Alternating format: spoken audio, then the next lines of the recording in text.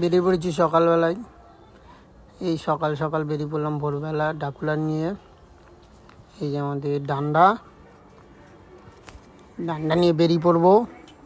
দেখো বন্ধুরা কোথায় যাচ্ছি আজ। চলে আসলাম দয়ালপুকুর বিবেকানন্দ পল্লী ভোরবেলা।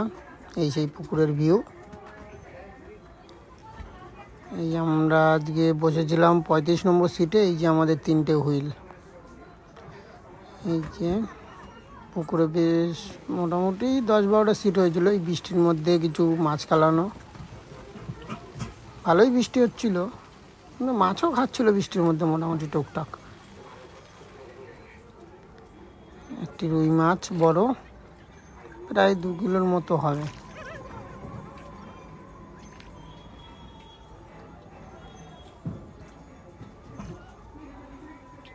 রুই মাছ আমাদের এখানে রুই মাছটা লাইলন টিকাই বেশি খাচ্ছিল, কাতলা মাছ খায়নি,